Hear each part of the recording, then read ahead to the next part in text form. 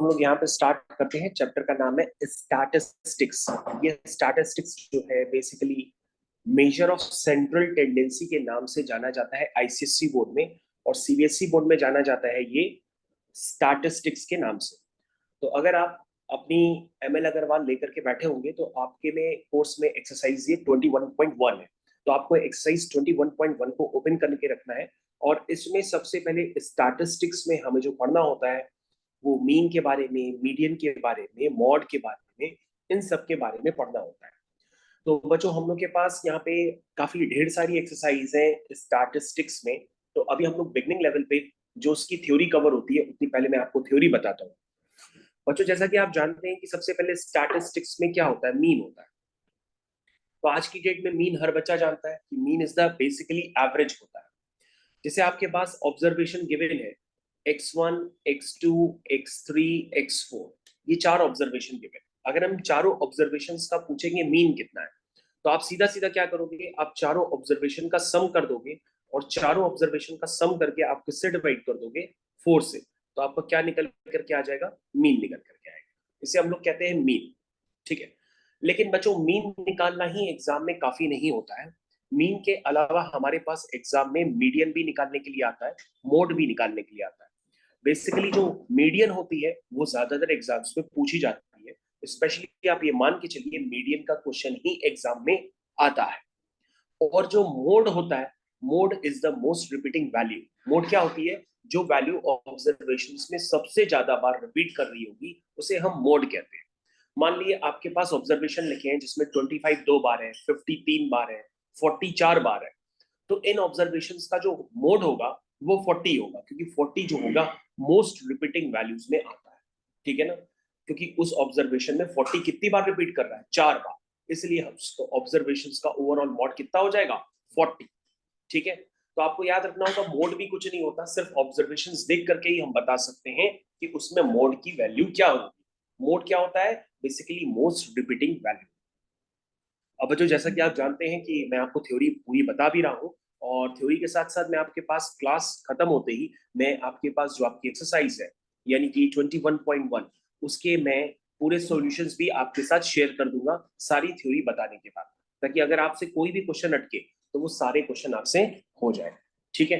चलिए, तो सबसे पहले बच्चों हम लोग समझते हैं मीडियन के बारे में। तो मीडियन क्या होता है। तो मीडियन बच्चों, मीडियन एग्जाम में आने काफी बार पूछी जाती है निकालने के लिए, लेकिन मीडियन को निकालते ही बच्चे अपना आंसर गलत बताते हैं, और उनका गलत आंसर मैच भी करता है कभी कभी ऑब्जेक्टिव क्वेश्चंस में। मीडियन निकालने के लिए सबसे पहला इंपॉर्टेंट काम क्या होता है बेटा, असेंडिंग ऑर्डर। सबसे पहले हमारे पास इंपॉर्टेंट काम होता है कि जो भी आपके पास डाटा गिवन है उस डाटा को आप असेंडिंग ऑर्डर में अरेंज कर दीजिए। असेंडिंग ऑर्डर का मतलब होता है आप अपने डाटा को छोटे से बड़े क्रम में अरेंज कर दीजिए। जब आप मीडियन निकालने के लिए डाटा को छोटे से बड़े क्रम में अरेंज करेंगे उसे ही हम कहते हैं असेंडिंग ऑर्डर। इतना करने के बाद हम देखते हैं कि हमारे नंबर ऑफ ऑब्जर्वेशन क्या है, यानी कि टोटल नंबर ऑफ ऑब्जर्वेशन हमको देखने पड़ते हैं। अगर आपके पास नंबर ऑफ ऑब्जर्वेशन क्या होते हैं, इवन होते हैं। नंबर ऑफ ऑब्जर्वेशन क्या होते हैं, इवन होते हैं।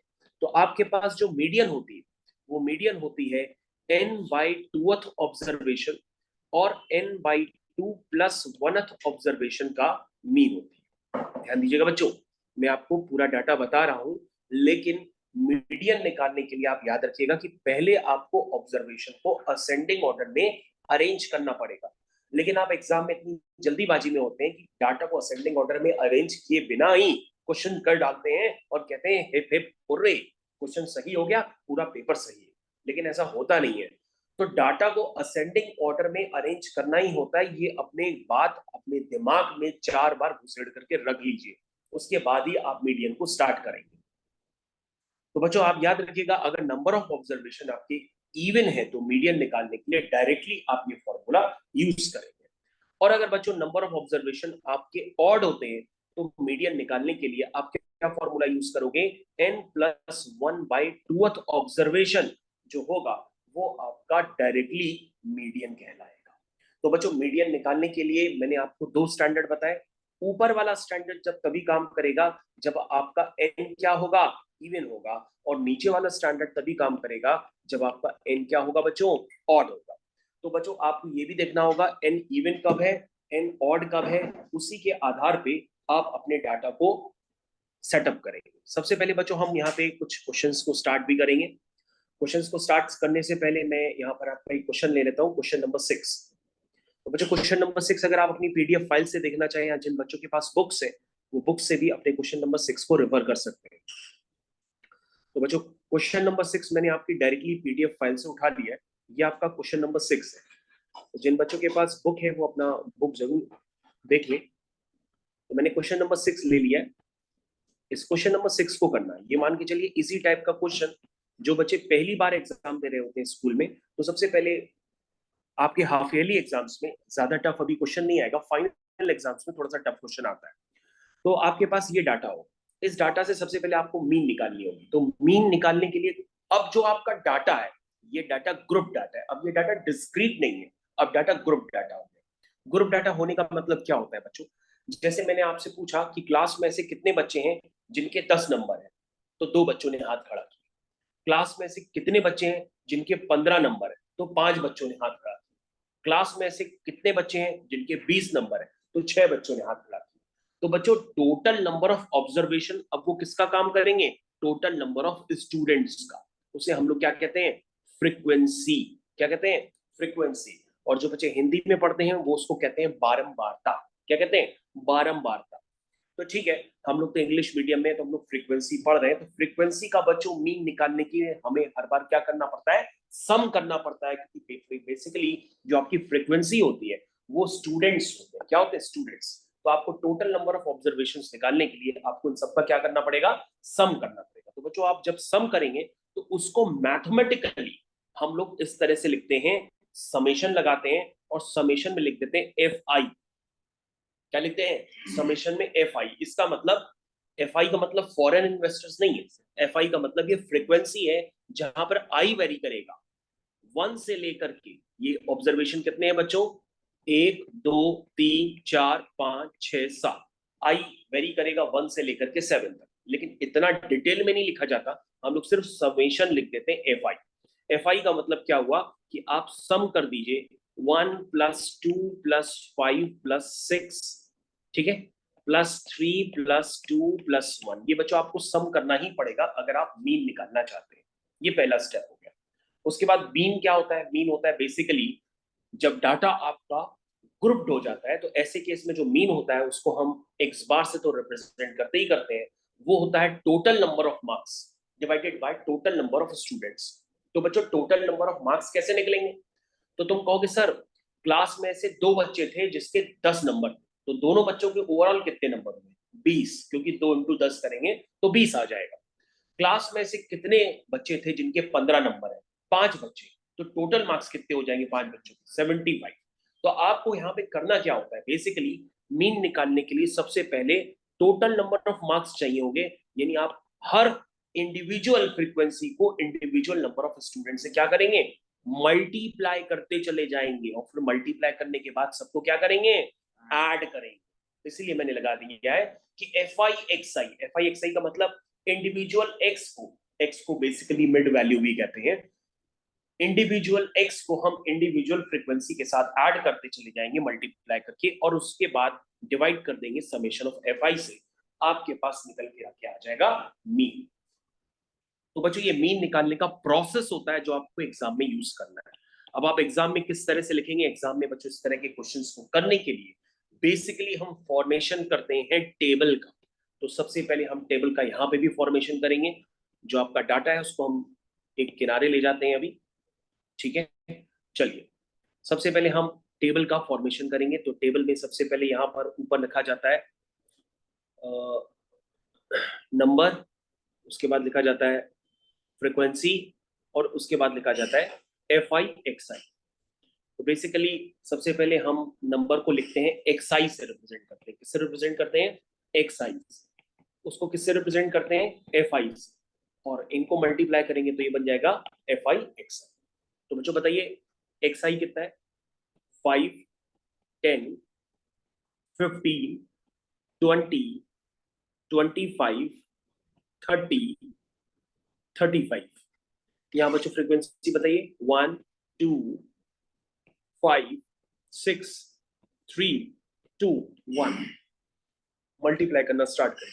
बताइए मल्टीप्लाई 5 20 75 120 75 60 एंड 35। ये बच्चों आपके पास डाटा आ गया। अब बच्चों आपको क्या करना है फाइनली, आपको फाइनली ये सम चाहिए और आपको फाइनली ये वाला भी सम चाहिए, क्योंकि आपको क्या डेफिनेशन यूज करनी है, समेशन एफ आई एक्स आई को डिवाइड करना है समेशन एफ आई से। तो आपके पास क्या निकल के आएगा, मीन निकल के आएगा, जिसको हम लोग क्या कहते हैं, एक्स बार।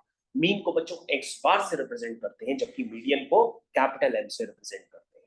ठीक है, तो बच्चों मैं आपको उसको ऐड करके, तो ये आपको खुद बताना पड़ेगा, लेकिन मैं आपकी पीडीएफ फाइल यूज कर लेता हूँ। तो बच्चों फ्रीक्वेंसीज का जो सम है वो यहाँ पर 20 है और एफ आई एक्स आई जो है वो 390 है।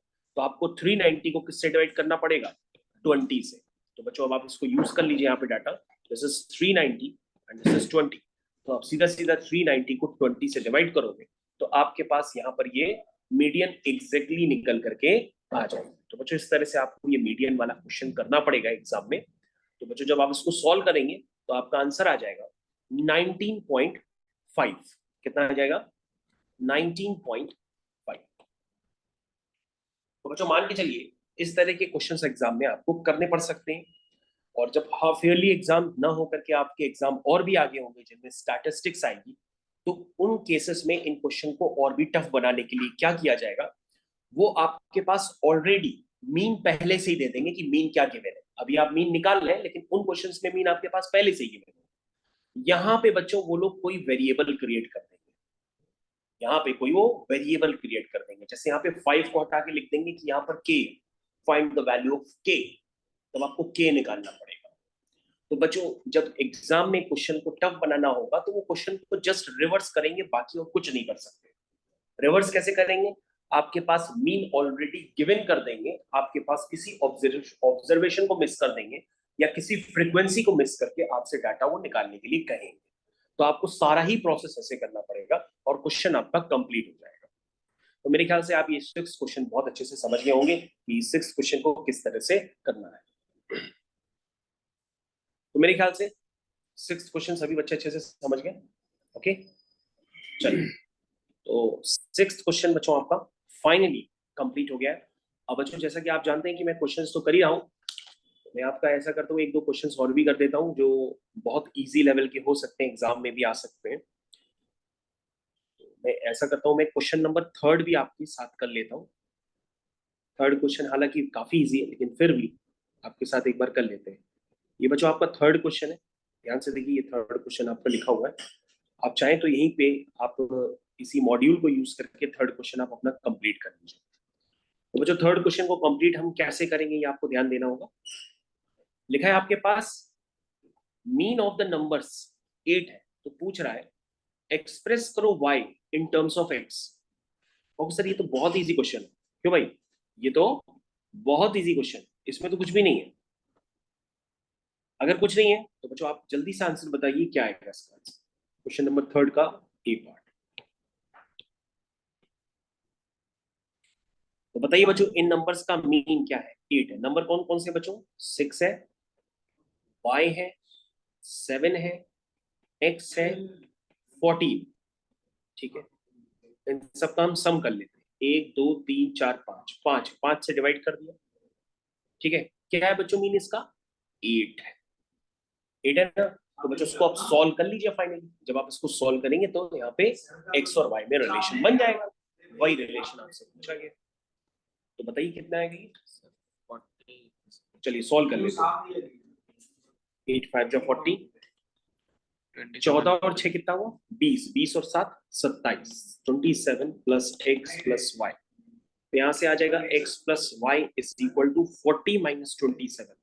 तो यहाँ से आ जाएगा x plus Y is equal to 10 में से 7 गया 3, 4 में से 2 गया 2, 2 नहीं बचा 1, 30। समझ में आ गया। तो बच्चों आपसे x और y में रिलेशन पूछा गया था, कितना आसान रिलेशन है, बेहद बेसिक रिलेशन था जो आपने निकाल लिया। तो बच्चों याद रखिए आपके ग्रुप में मैंने सारे सॉल्यूशंस पहले भी शेयर किए हुए हैं, चाहे जो भी चैप्टर हो, shares and dividend, GST, trigonometry, height and distance. तो अगर आपको एक घर पे लगाते लगाते जो भी क्वेश्चन ना आए तो आप अपने ग्रुप को रेफर करके तुरंत उस क्वेश्चन के सॉल्यूशन को जरूर देख लीजिए ताकि आपको हिंट लग जाए इमरजेंसी में। चलिए, वो जो हमारे पास नेक्स्ट क्वेश्चन है क्वेश्चन नंबर 5। तो क्वेश्चन नंबर 5 की तरफ हम लोग पढ़ते हैं।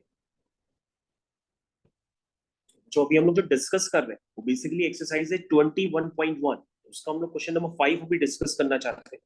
This is your question number 5। Question number 5 करेंगे हम लोग। क्या लिखा है बच्चों, पढ़ना स्टार्ट करिए। इसमें लिखा है find the mean of 25 given numbers when the mean of 10 of them is 13 and the mean of remaining numbers is 18।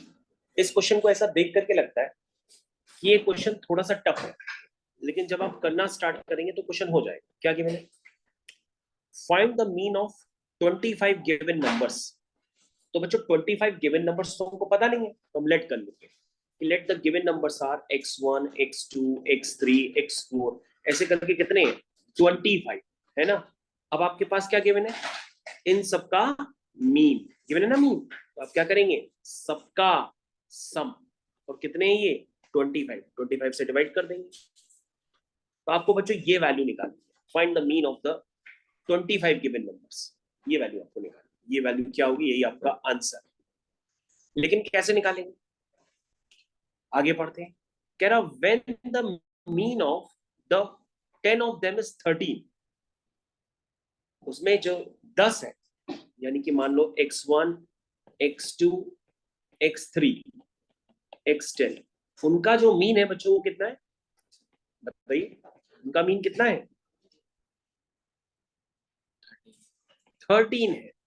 तो बच्चों यहां से x1 plus x2 plus x3 dot dot dot x10 कितना आ जाएगा?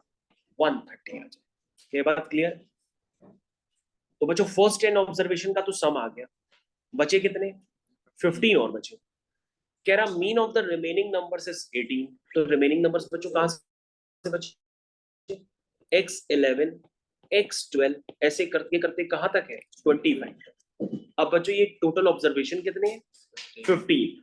इनका मीन कितना है? 18। तो बच्चों बाकी ऑब्जर्वेशंस का भी सम आ जाएगा। क्यों भाई? तो बच्चों आपने देखा मैंने डाटा को जैसे ही लिख करके क्वेश्चन स्टार्ट किया तो क्वेश्चन होने लगा। अब बच्चों आप जल्दी से बताइए कि 18 इंटू 15 कितना होता है? 270। कितना होगा? 270। अभी चेक कर लेते हैं। तो आपने बताया कि 18 इंटू 15 270। ओके, तो हमारे पास बच्चों यहाँ पे फाइनली क्वेश्चन ये खत्म होने की कगार पे आ गया। हम फाइनली क्या करेंगे? x1 से लेके x10 तक की वैल्यू और x11 से x25 तक की वैल्यू ये हमको ऊपर पुट करनी पड़ेगी न्यूमरेटर में। तो फाइनली यहीं पर आ जाते हैं। तो ये वैल्यू कितनी आएगी बच्चों? This is 130 plus 270 divided by 25। क्या ये बात समझ में आ गई? तो ये आ गया 0, ये आ गया 0, ये आ गया 4, ये हो गया 25। तो बच्चों कितना आया? 16। तो बच्चों आपका फुल एंड फाइनल आंसर आया फिफ्थ क्वेश्चन का 16। तो बच्चों आप इन्हीं तरह के क्वेश्चंस के लिए आपको तैयार रहना पड़ेगा। ऐसे ही क्वेश्चंस एग्जाम में हो सकते हैं। ठीक है? ठीक है बच्चों, हम लोग नेक्स्ट क्वेश्चन के लिए मूव करते हैं। नेक्स्ट क्वेश्चन है आपका फोर्थ क्वेश्चन ए पार्ट। फोर्थ क्वेश्चन ए पार्ट। फोर्थ क्वेश्चन ए पार्ट के लिए क्या नाम बेटा? ऋषभ। ऋषभ फोर्थ क्वेश्चन के लिए ए पार्ट के लिए पूरी तरह से तैयार है। फोर्थ क्वेश्चन का ए पार्ट। तो ऋषभ फोर्थ क्वेश्चन के ए पार्ट के लिए आप पूरी तरह से रेडी हो चुके हैं। आप बताएंगे फोर्थ क्वेश्चन का ए पार्ट हमें किस तरह से करना है?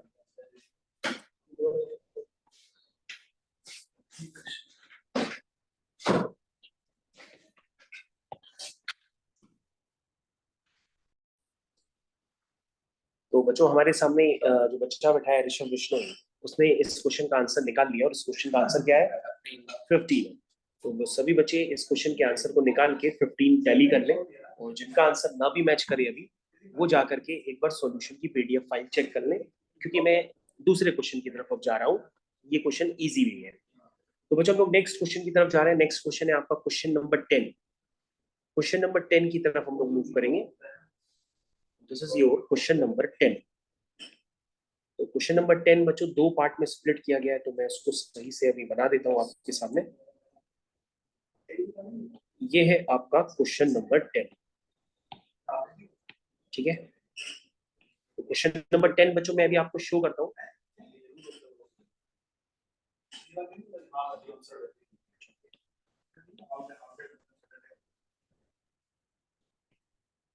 ठीक है बच्चों, ये आपका हो गया क्वेश्चन नंबर 10। ठीक है बच्चों, तो ये बच्चों क्वेश्चन नंबर 10 है। अब आप ध्यान से देखिए, इसमें आपको निकालना क्या है। इसमें लिखा find the mean of the following distribution. तो कहोगे सर मीन निकालने में क्या है?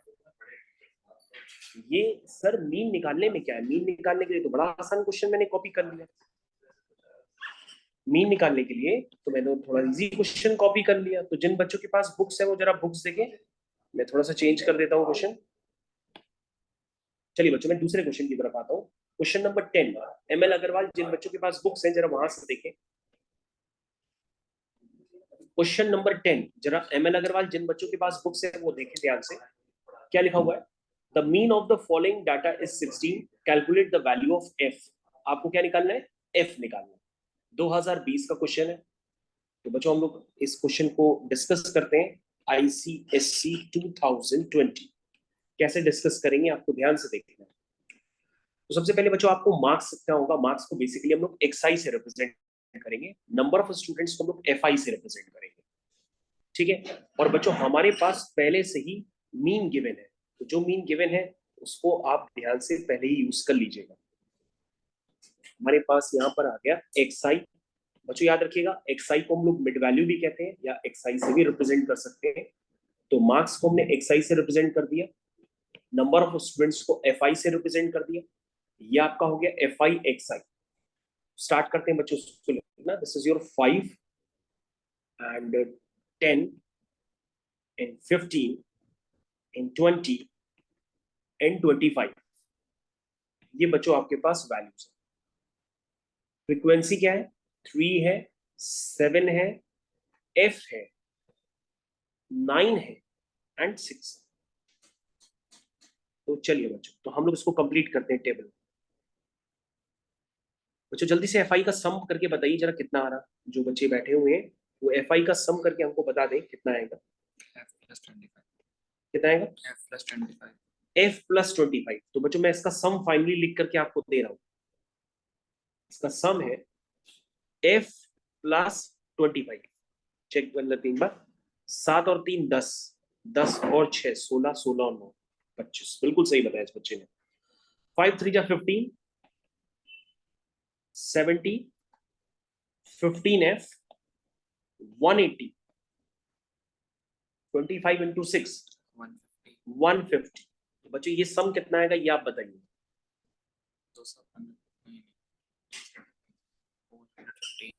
कितना आएगा बच्चों? एक बार आप चेक कर लीजिए और उसमें गलती से 15F ना ऐड कर दीजिएगा। 15F लाइक टर्म नहीं है, तो आप एक बार चेक कर लीजिए कितना आएगा आराम से, फिर हमको बताइए। मैं एक बार खुद भी निकाल लेता हूँ, जस्ट वेट। तो this is your 15 plus 17 plus 180 plus 150, this is 450। ठीक है। तो बच्चों हमारे पास और भी डाटा गिवन था। क्या डाटा गिवन है? कि आपके पास मीन गिवन है। मीन बच्चों x बार से रिप्रेजेंट करते हैं, वो आपके पास 16 गिवन है। तो कैसे लिखेंगे? Mean is equal to summation FI XI। This is 415 plus 15F divided by summation FI। तो बच्चों समेशन FI जरा हमको बता दीजिएगा कितना है। Summation FI is F+25। ठीक है, क्रॉस मल्टीप्लाई करते हैं। 16 times F+25 is equal to 415 plus 15। यहां तक आ गया। तो बच्चों थोड़ा सा आप मेरी हेल्प करेंगे तभी मैं आगे कर पाऊंगा। आपको 25 into 16 बताना पड़ेगा। 400। Yes good. ये हो गया 415 और ये हो गया बच्चों 15 है। बच्चों लाइक टर्म्स थोड़ा थोड़ा कलेक्ट करते जाइए। कितना आएगा? 16 minus 15 कितना है 16f माइनस 15f, ठीक है 16f माइनस 15f, ठीक है इज इक्वल टू 415 माइनस 400। तो हो गया बच्चों, बिल्कुल सही चल रहा था। तो हो गया f इज इक्वल टू 50। तो बच्चों आपका आंसर आ गया। जो फ्रीक्वेंसीज में अननोन है वो कितनी है 15 है। और बच्चों ये क्वेश्चन एग्जाम में आ भी चुका है, जो मैंने अभी रिसेंटली क्वेश्चन किया, ये आईसीएससी 2020 का क्वेश्चन, ठीक है। तो आपको लग रहा होगा कि क्वेश्चन में ज्यादा से ज्यादा सिर्फ डाटा मिसिंग कर सकते हैं और कुछ नहीं। नेक्स्ट क्वेश्चन की तरफ चलते हैं बच्चों। हम लोग करेंगे अभी क्वेश्चन 2022 का, ठीक है। तो आप चाहे तो 2022 का भी कर सकते हैं और चाहे तो क्वेश्चन नंबर 11 भी कर सकते हैं। 11 में बच्चों दो वेरिएबल्स है। क्वेश्चन नंबर 11 में दो वेरिएबल्स क्रिएट किए गए। सब बच्चे ध्यान दें जिनके पास बुक है। क्वेश्चन नंबर 11 में दो वेरिएबल्स क्रिएट किए गए और ये आईसीएससी 2012 का क्वेश्चन है, ठीक है। तो सबसे पहले हम मार्क्स वगैरह लिखते हैं, टेबल क्रिएट करते हैं। ये आपके हो गए मार्क्स। मार्क्स के बाद हो गया number of students. Number of students के बाद हो गया एफ आई एक्स। चलिए स्टार्ट करते हैं। तो हो गया बच्चों ये एक्स आई, ये हो गया एफ आई और ये हो गया एफ आई एक्स आई। तो बच्चों ये कितना है, ये हो गया आपका 5 6 7 8 and this is 9 and this is your 6 A 16 13 B। चलिए बच्चों उसको मल्टीप्लाई करना स्टार्ट करते हैं। कितना आएगा 30, कितना हो जाएगा 6 से 7 6 42, 7 1 7, ठीक है 13 8 104 9B 9B, ठीक है। मुझे ध्यान से देखिएगा, ये दो वेरिएबल्स का क्वेश्चन है। अब आपको यहाँ पर इनका जरा सम वगैरह थोड़ा सा बताना पड़ेगा। तो सम बताने के लिए मैं भी आपकी हेल्प करूंगा, आप भी निकालिए। 246 प्लस 6a प्लस 9। ओके जैसे सबसे पहले 16 plus 6 22, 22 plus 13 35, this is 35 plus a and plus b। क्या क्लियर है? बच्चों आगे वाला भी चेक कर लेते हैं। 112 है, 104 है, उसके बाद 30, ये हो गया 246, 246 प्लस 6a प्लस 9b, ठीक है। तो बच्चों ये हो गया आपका, जरा चेक कर लीजिएगा एक बार सभी लोग, ठीक है। उसके बाद बच्चों लोग डाटा यूज करते हैं। जरा क्वेश्चन पढ़िएगा क्या गिवन है क्वेश्चन नंबर 11 में। देखिए मार्क्स ऑब्टेन्ड बाय 40 स्टूडेंट्स। अरे टोटल नंबर ऑफ स्टूडेंट्स कितने हैं 40। तो बच्चों आपके पास इक्वेशन तो बन गई ना कि 35 plus a plus b is equal to क्या बन गई 40, क्योंकि नंबर ऑफ स्टूडेंट्स आपके 40 है। तो कितनी बन गई 5। This is your first equation. उसके बाद मीन भी दिया है बच्चों इस डिस्ट्रीब्यूशन का 7.2 है, क्वेश्चन में गिवन है। तो मीन क्या होता है बच्चों, वो होता है समेशन एफ आई एक्स आई, क्यों भाई होता है divided by summation F I. और समेशन एफ आई बच्चों आपके पास पहले से गिवन था, वो है 40। यहाँ तक क्लियर है बच्चों? थोड़ा सा आपको डाटा यहाँ पे सॉल्व करने के लिए स्टैटिस्टिक्स में होता है, तो वो आप साथ में सॉल्व भी करना पड़ेगा। आपके पास क्या आ रहा है 7.2 इंटू 40, वो देख लीजिए कितना है, वो आएगा 288 इज इक्वल टू 246 प्लस 6 से प्लस 9। तो बच्चों आप क्या करिए, इसमें से 246 माइनस कर दीजिए, तो ये आ जाएगा 42 इज इक्वल टू 6 से प्लस 9। 3 से बच्चों डिवाइड कर दीजिए, तो 3 1 जा 3, 3 4 जा 12। देखो 2a प्लस 3b। 3 2 जा 6, 3 3 जा 9। ये बच्चों आपकी बन गई सेकंड इक्वेशन। तो बच्चों दो इक्वेशंस बन गई, इनको तो आप सॉल्व करके ए और बी निकाल लेंगे और आपका फाइनली आंसर आ जाएगा। तो आप क्या करिए, सबसे पहले इस इक्वेशन में 2 का मल्टीप्लाई कर लीजिए। तो क्या इक्वेशन बनेगी बच्चों 2a plus 2b is equal to 10। ठीक है, अब हम दोनों इक्वेशंस को माइनस कर देंगे। जैसे ही माइनस करेंगे बच्चों तो साइन चेंज हो जाएंगे, माइनस करते हैं साइन चेंज हो जाएंगे, दोनों को ऐड करेंगे, आपके पास आ जाएगा 4 इज इक्वल टू b। और b की वैल्यू अगर 4 पुट कर देंगे तो a की वैल्यू आ जाएगी 1। तो आपका फुल एंड फाइनल आंसर क्या हो गया बच्चों? आपसे पूछा था a क्या होगा और b क्या होगा, आंसर निकल करके आ गया। तो बच्चों आप देख सकते हैं, आप प्रीवियस ईयर क्वेश्चंस कर रहे हैं, प्रीवियस ईयर क्वेश्चंस करने में आपको कोई तकलीफ नहीं होनी चाहिए। तो हम लोग थोड़े से लेटेस्ट क्वेश्चंस भी करना चाहते हैं, हम लोग चलते हैं इंटरवल वाले क्वेश्चंस की तरफ। तो बच्चों अब आपके पास क्लास इंटरवल गिवन होगा, तो क्लास इंटरवल वाले क्वेश्चन आपको आते हैं, कैसे करते हैं? सर उसमें मिड पॉइंट निकाल हाँ, मिड पॉइंट बच्चों कैसे निकालते हैं अगर क्लास इंटरवल आपके पास गिवन? Adjustment factors. एक बार बच्चों हम लोग देख लेते हैं, क्वेश्चन नंबर 13 देखना है एमएल अग्रवाल का। जिन बच्चों के पास बुक्स है वो प्रॉपर अपनी बुक्स को यूज करें और उसमें देखते रहे अभी भी। देखिए बच्चों, सबसे पहले हमारे पास है 0 से 10। मैं ऊपर हेडिंग डाल देता हूं, this is your class interval. इसको बच्चों हम लोग कहते हैं क्लास इंटरवल, ठीक है। उसके बाद क्लास इंटरवल से वैल्यू हम लोग डालते हैं मिड वैल्यू। मिड वैल्यू को बच्चों कहते हैं एक्स आई, और यहाँ पे होती है बच्चों फ्रीक्वेंसी। फ्रीक्वेंसी को हम लोग लिखते हैं एफ आई, ठीक। तो सबसे पहले 0 से 10 ऐसे लिखते चले जाइए, 10 से 20, 20 से 30, 30 से 40, कहां तक लिखना है एक बार जरा बुक में देख लीजिएगा, 60 तक लिखना, ठीक है। अब बच्चों आपको मिड वैल्यू निकालने के लिए क्या करना होता है, इसको बच्चों कहते हैं लोअर वैल्यू, लोअर लिमिट, और इसको कहते हैं अपर लिमिट।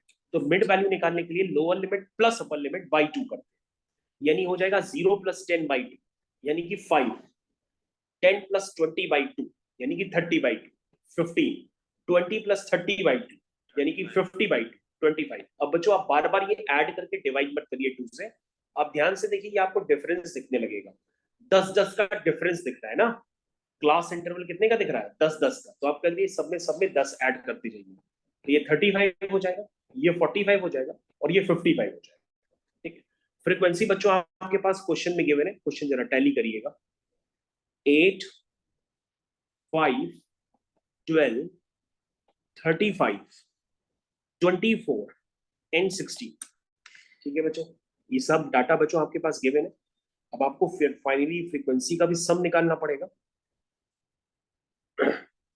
और साथ में आपको एफ आई एक्स आई भी निकालना पड़ेगा। तो एफ आई एक्स आई की टेबल अभी बनी नहीं है, उसको बना लेते हैं। 40, 75, तो बच्चों थोड़ा सा वर्किंग करनी पड़ेगी साथ में। 25 इंटू 12, 300। ये हो गया बच्चों 300। बच्चों आपको पता है तो जल्दी जल्दी बताती आइए। 35 इंटू 35, 1225, 45 इंटू 24, 1080, 55 इंटू 16, 880। मेरे ख्याल से बच्चों एफ आई एक्स आई आपका निकल करके आ गया। ए लेते वैल्यू फिर उधर से माइनस कर देते हैं। क्या बेटा? ए वैल्यू लेते हैं माइनस कर देते हैं। 20 की फ्रीक्वेंसी ले ए पहले। हाँ बेटा, उसको एज्यूम्ड मीन मेथड कहते हैं। मेरी बात समझिएगा, ये जो अभी हम मीन निकालने का मेथड यूज कर रहे हैं, this method is known as direct method. और बच्चों डायरेक्ट मेथड ही सबसे इजी मेथड होता है, लेकिन आपके कोर्स में कभी कभी इनका नाम बदल करके भी पूछा जाता है। कभी पूछा जाता है कि आप मीन तो फाइंड करिए लेकिन शॉर्टकट मेथड से फाइंड करिए, एज्यूम मीन मेथड से फाइंड करिए, स्टेप डेविएशन मेथड से फाइंड करिए। तो बच्चों ये अलग अलग मेथड होते हैं मीन को फाइंड करने के लिए, लेकिन सबसे आंसर निकलता एक ही। लेकिन बच्चों आप कॉमन वे में ये याद रखिए, जब आपका स्कूल के एग्जाम होता है, चाहे वो हाफ ईयरली एग्जाम हो चाहे वो आपका बोर्ड का एग्जाम हो, उसमें मीन निकालने के लिए किसी भी स्पेसिफिक मेथड का नाम नहीं लिया जाता है, ठीक है ना। तो आप क्या यूज करेंगे? हमेशा डायरेक्ट मेथड ही यूज करेंगे। आप एज्यूम्ड मीन मेथड यूज करेंगे तो क्वेश्चन आपका थोड़ा सा बड़ा बन जाएगा और आपको एक स्टैंडर्ड भी याद रखना पड़ेगा, ठीक है ना। क्योंकि एज्यूम्ड मीन मेथड में स्टैंडर्ड दूसरा होता है मीन को निकालने का, समझ में आया? और बच्चों ये भी बात आप याद ध्यान रखिएगा, ये जो क्लास इंटरवल होता है ये अभी कंटिन्यूअस है। इसको कंटिन्यूअस क्यों कहते हैं? क्योंकि ये 10 से ही एंड हो रहा है और 10 से ही चालू हो रहा है, 20 से एंड हो रहा है, 20 से ही चालू हो रहा है। कभी कभी ये क्लास इंटरवल कंटिन्यूअस ना होकर के डिसकंटिन्यूअस होता है। तो ऐसे केस में आप क्या करेंगे, इसमें 0.5 माइनस करेंगे, इसमें 0.5 प्लस करेंगे। मतलब लोअर लिमिट में 0.5 माइनस करेंगे, अपर लिमिट पर 0.5 प्लस करेंगे। लोअर लिमिट में 0.5 माइनस करेंगे, अपर लिमिट में 0.5 प्लस करेंगे। ऐसा पर तो करते करते करते करते आपका जो डाटा होगा वो ऑटोमेटिक क्या बन जाएगा, कंटिन्यूअस बन जाएगा। तो याद रखिएगा बच्चों, ये सारा जो हम डाटा कर रहे हैं ना, इसको पहले कंटिन्यूअस भी बनाना पड़ता है, लेकिन अभी आप छोटे हैं तो आपके पास डाटा कंटिन्यूअस ही आ रहा है ऑटोमेटिक। अगर गलती से डिसकंटिन्यूअस आ गया तो आपको वहां पे ध्यान देना पड़ेगा। तो आप देख लीजिएगा, शायद डिसकंटिन्यूअस डाटा भी आपके सिलेबस में जा सकता है, लेकिन अभी दिख नहीं रहा, हो सकता है आगे देखें। यस, दिख गया। तो ये बच्चों डिसकंटिन्यूअस डाटा का क्वेश्चन है 2014 में, तो वहां पे आपको ध्यान देना पड़ेगा। ठीक है, चलिए बच्चों हम एफ आई एक्स आई का सम तो निकाल ही लेते हैं, क्योंकि थ्योरी मैंने आपको बहुत सारी बता दी। चलिए 40 plus 75 plus 300 plus 1225 plus 1080 plus 880, ये बच्चों आ गया 3600। अब बच्चों हम एफ आई का सम निकाल लेते हैं। 8 प्लस 5 कितना होता है, 13, 13 प्लस 12 कितना होता है, 25। तो 25 तक तो आप समझ गए। उसके बाद 35, 100 आ जाए, उसके बाद 24, उसके बाद 16, तो बच्चों ये 100 आ गया। तो बच्चों आपका यहाँ पर मीन निकल के आ गया summation F I X I divided by summation F I. इसको बच्चों आप निकाल लीजिए अपने आप से, तो आपके पास ये आ जाएगा 36। तो बच्चों अभी तक आपने देखा कि किस तरह से अगर क्लास इंटरवल कंटिन्यूअस होता है तो हम किस तरह से करते हैं, अगर क्लास इंटरवल बस डिसकंटिन्यूअस होगा तो उसका भी मैंने आपको तरीका बता दिया कि आप लोअर लिमिट में हर बार आपको लोअर लिमिट में 0.5 माइनस करना पड़ेगा और अपर लिमिट में 0.5 प्लस करना पड़ेगा। लोअर में माइनस, अपर में प्लस, और हमेशा ही 0.5 का फैक्टर होता है। आप अपने मन से कुछ और मत लीजिएगा। ठीक, ओके। तो 13 क्वेश्चन बच्चों फाइनली हम लोगों ने कर लिया। ये पीवाईक्यू चलने बच्चों, उनको प्रीवियस ईयर क्वेश्चंस भी कहते हैं। तो अब आप एक काम कर लीजिए, हम लोग दूसरे क्वेश्चंस की तरफ चलते हैं।